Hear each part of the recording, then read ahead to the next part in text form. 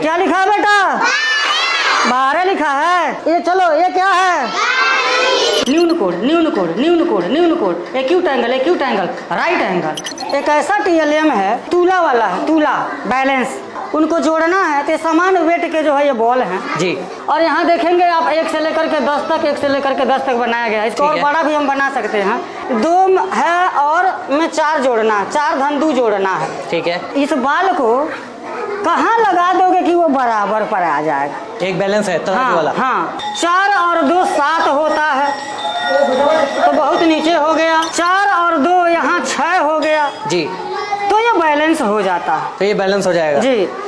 अब जब 4 और 2 बैलेंस हो जाएगा तो कहा जाएगा 4 और 2 मिलकर के कितना होता है? 6 होता है। इसी को जोड़ कहते हैं। ये देखिएगा एंगल का कॉन्सेप्ट है। पट्टी प्रकार की सहायता से एंगल बनाया जाता है। दोनों जब एक पर रहेगा तो 0 डिग्री का एंगल बनेगा। उसके बाद से एक्यूट एंगल, जिसको न्यून कोण कहते हैं, राइट एंगल 90 डिग्री हो गया। अब 90 डिग्री से obtuse angle, obtuse obtuse obtuse angle, obtuse angle, obtuse angle, obtuse angle. लेकिन जैसे स्ट्रेट हो जाएगा स्ट्रेट एंगल हो जाएगा। स्ट्रेट एंगल 180 डिग्री का एंगल बनने लगेगा। उसके बाद से रिफ्लेक्स एंगल हो जाएगा। Reflex reflex reflex reflex reflex reflex angle, reflex angle. और जब फिर एक चक्कर घूम के आ जाएगा तो 360 डिग्री का एंगल बन जाएगा, जिसको होल एंगल या कंप्लीट एंगल कहा जाता है। ये हमारा बड़ा इंटरेस्टिंग चार्ट है सर। गिनती भी सिखा देता है, पहाड़ा भी सिखा देता है। 2 एकम 2, 2 दूना 4, 2 तीहा 6, 2 चौके 8, 2 पंजे 10, ऐसे करते करते थोड़ा बड़े क्लास में जाते हैं 4-5 में,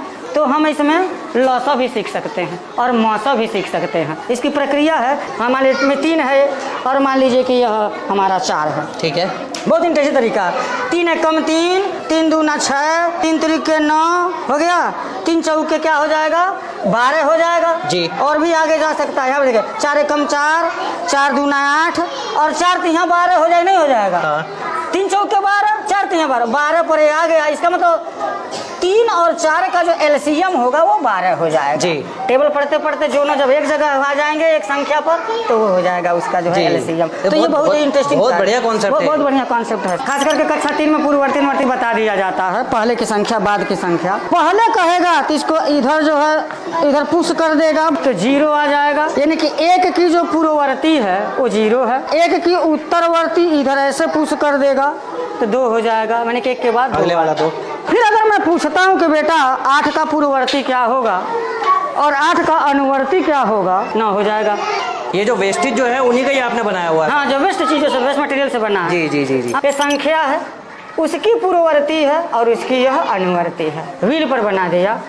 जहाँ पर रुकेगा तो 8 संख्या है, ठीक है। उसकी पूर्ववर्ती 7 है, उसकी अनुवर्ती 9 है। छोटा छोटा जोड़ घटाना बनाया इसको। जैसे 8 और 8 धन 4 है, चाहे उंगली पर जोड़े चाहे जैसे भी जोड़े, जब उसको मालूम हो जाएगा 8 धन 4 तो कॉन्सेप्ट इसका ये है। और 8 और 4 12 होता है तो यह 12 के सामने ला कर रख देगा तो हम जान जाएंगे कि वो सही बता रहा है। आयत की परिभाषा लिखवा दिया और जो आयत को पहचानता ही नहीं है, इस कॉन्सेप्ट से आयत को बनाया। अब आयत की लंबाई वाली भुजा है, ये लंबाई वाली भुजा, चौड़ाई वाली भुजा है, प्रत्येक कोण 90 अंश है। आयत से ही अब देखिएगा, अगर मैं इसको ऐसे कर दिया तो अब आयत से अब समांतर चतुर्भुज बन गया, पैरेललोग्राम जी। रेक्टेंगल था आयत, अभी वो पैरेललोग्राम बन गया समांतर चतुर्भुज।